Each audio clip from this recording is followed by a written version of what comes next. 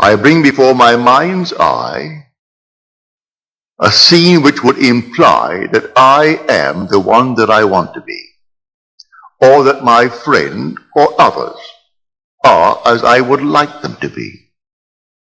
I try to confine it within the framework of the golden rule, that is, doing unto others what I would love them to do unto me, and not to go outside of that rule.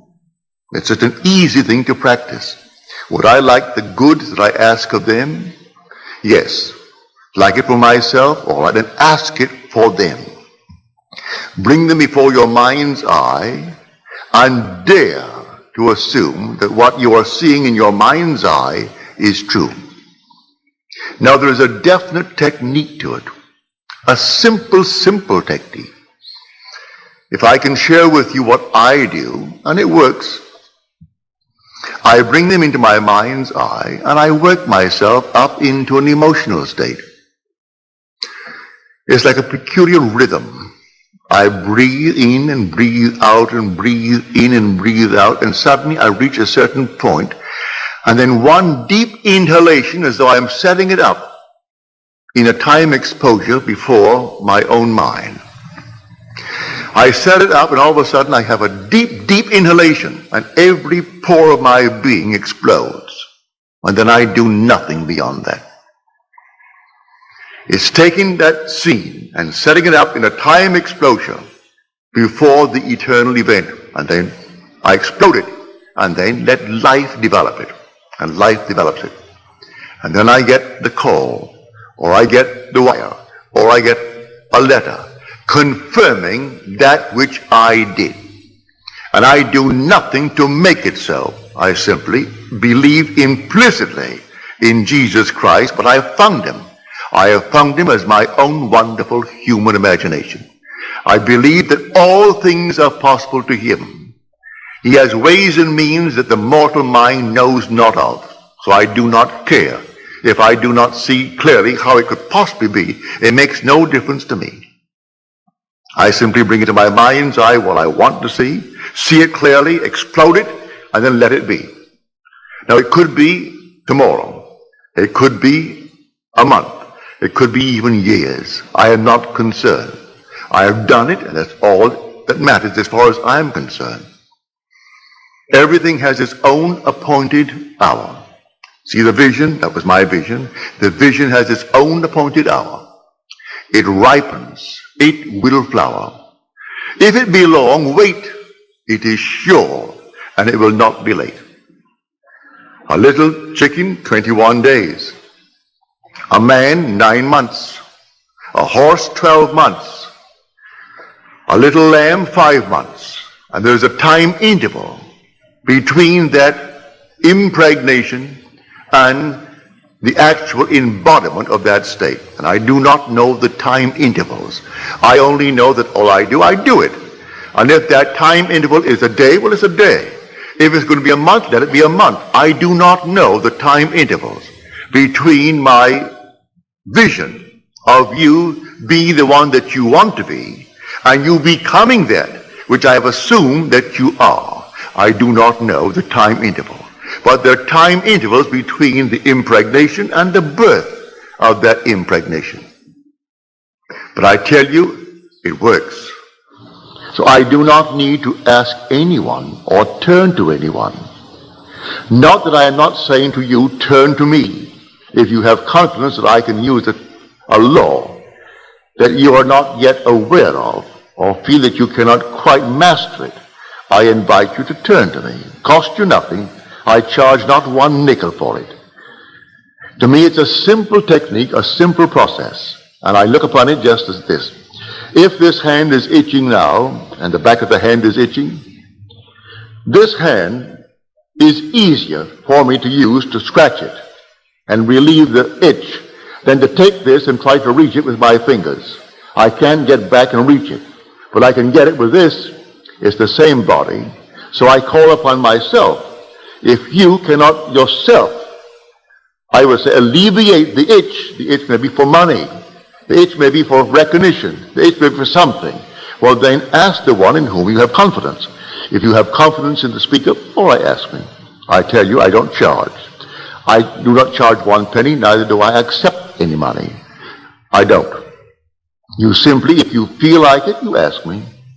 And I will, to the best of my ability, simply feel within myself that things are as you desire them to be, providing it comes within the code of what I call my ethical code.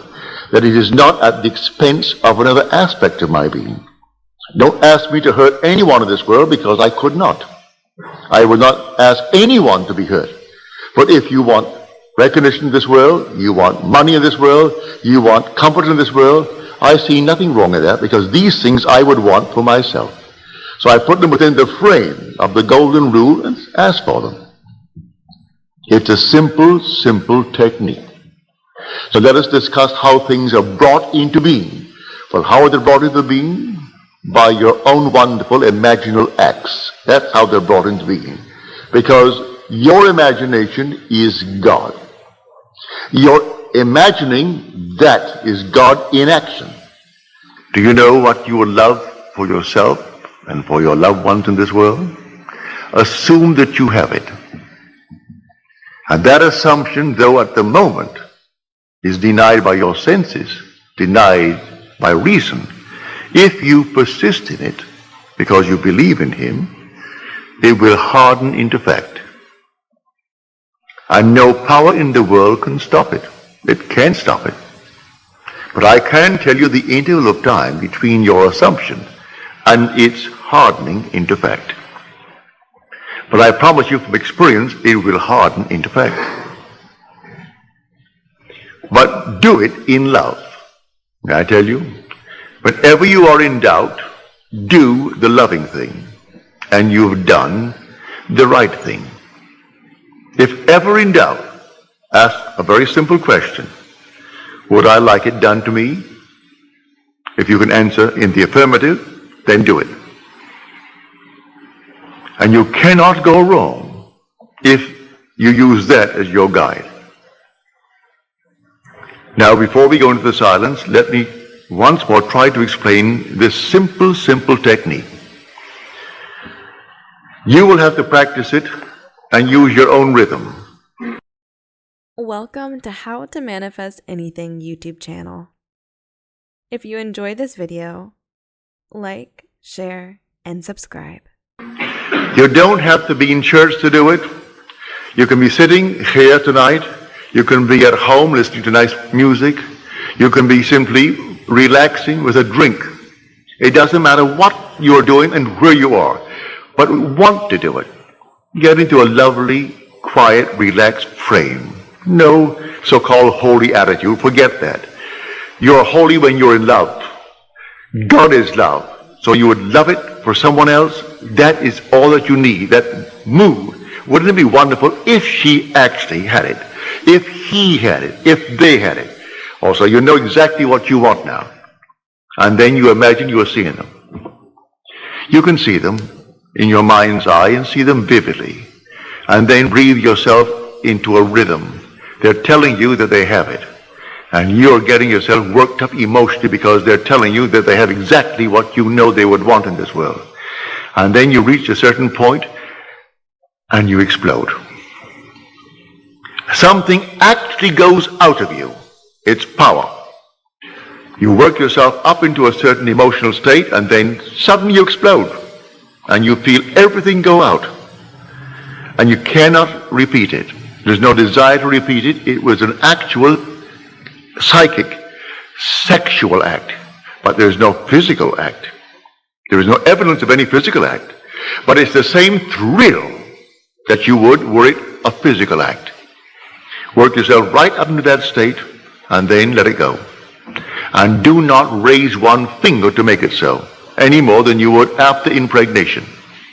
What can you do after pregnancy is taking place? Nothing. Leave it alone and let it take place in its own good time. Now let us go into the silence.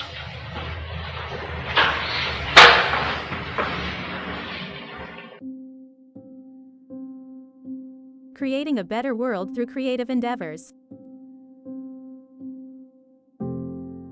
with handcrafted, beautiful pieces of jewelry.